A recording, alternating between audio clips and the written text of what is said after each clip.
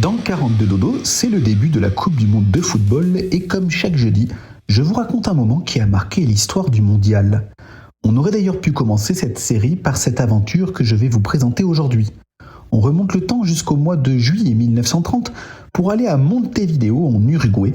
Le vent venu du Rio de la Plata balait les tribunes encore inachevées de l'Estadio Centenario. À perte de vue, des drapeaux célestes flottent dans un mélange d'impatience et de fierté nationale. Ici, dans cette capitale tournée vers l'Atlantique, quelque chose de totalement inédit est en train de naître, la première Coupe du Monde de football. Une idée folle, presque utopique, portée par un homme, Jules Rimet. Lorsque le président de la FIFA imagine une compétition mondiale, beaucoup restent sceptiques. Le football est déjà populaire, certes, mais l'idée de faire traverser les océans à des sélections nationales pour un tournoi unique semble totalement démesurée. L'Europe hésite. Malgré la promesse de la part du pays organisateur d'assumer les frais de déplacement, les coûts restent élevés, les trajets sont longs et la crise économique de 1929 pèse lourdement sur les fédérations.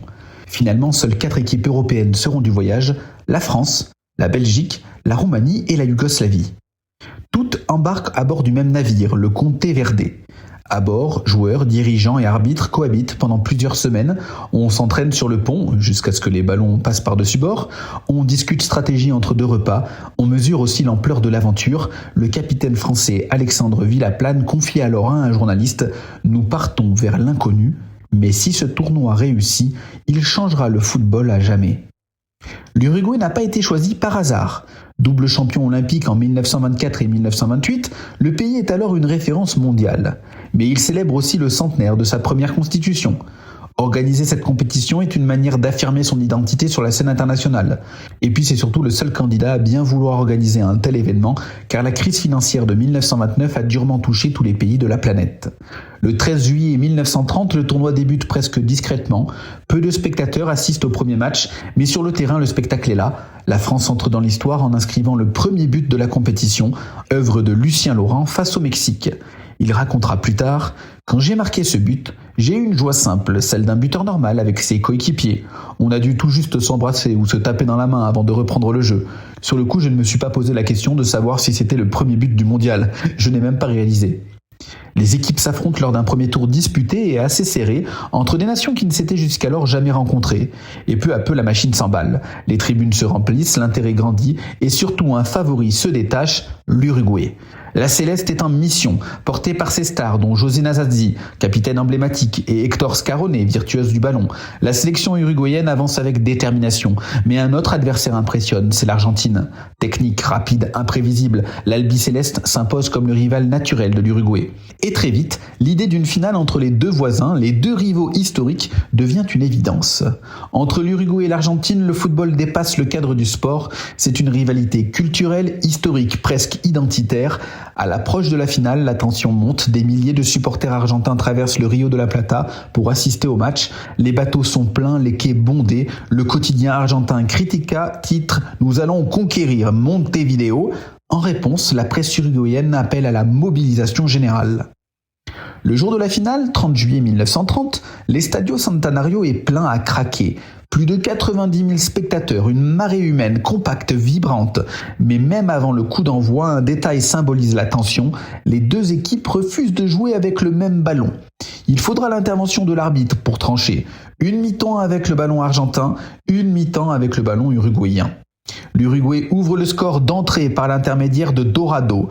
Explosion dans les tribunes, mais l'Argentine réagit rapidement avec une réalisation de Peuchele. L'Albicéleste parvient à contenir la furia uruguayenne et prend l'avantage avant la pause grâce à Stabile après un contre très bien joué par Monti. À la mi-temps, le silence s'abat sur le stade, l'inquiétude gagne les visages. Dans les vestiaires, José Nazazzi harangue ses coéquipiers « Nous ne pouvons pas perdre ici, pas aujourd'hui, pas devant notre peuple ». En début de seconde période, l'Argentine est pourtant à 2 doigts de plier le match. Monti rate son face-à-face avec le gardien et peu après c'est son coéquipier Varelo qui voit sa frappe s'écraser sur la transversale. Double peine pour l'Argentine car sur le contre qui suit, Chea égalise. La suite du match est un siège. L'Uruguay pousse, attaque, insiste. Si le stress gagne les rangs des locaux, la patience finit par payer. Centre de Scarone au second poteau pour Iriarte qui envoie le ballon dans les filets. 3-2. Les Argentins sont anéantis. De plus, ils jouent à 10 depuis la blessure de Varallo. Alors que l'on joue les arrêts de jeu, la malchance des Argentins les poursuit. Stabile propulse le ballon sur la barre transversale et comme plus tôt dans la partie, le contre offre une opportunité à l'Uruguay que Castro ne manque pas. Score final 4-2. Le stade explose. Les joueurs se jettent les uns sur les autres. Certains pleurent, d'autres restent figés comme incapables de réaliser. Dans les tribunes, c'est une marée de joie, une communion totale. En Uruguay, les célébrations durent plusieurs jours. Le président de la République déclare que cette victoire est celle de tout un peuple. Cette première Coupe du Monde n'est pas parfaite. La Bolivie est qualifiée alors qu'elle n'a jamais remporté une rencontre internationale de son histoire.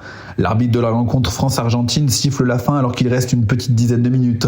Et en demi-finale, un policier renvoie le ballon sur le terrain alors que celui-ci est sorti. Dans la foulée, l'Uruguay marque.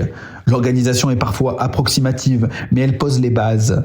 Le journaliste français Gabriel Hano écrira quelques années plus tard « Ce que nous avons vu en Uruguay n'était pas un simple tournoi, c'était l'avenir du football et du sport tout entier. » Et il ne croyait pas si bien dire, car aujourd'hui la Coupe du Monde de football est devenue le plus grand événement sportif de la planète. Des milliards de spectateurs, des émotions partagées à l'échelle globale, et tout a commencé ici, à Montevideo, capitale d'un petit pays anonyme que beaucoup peinent à situer sur une carte, dans un stade encore en construction, et un homme, Jules Rimet, convaincu que le football pouvait unir le monde.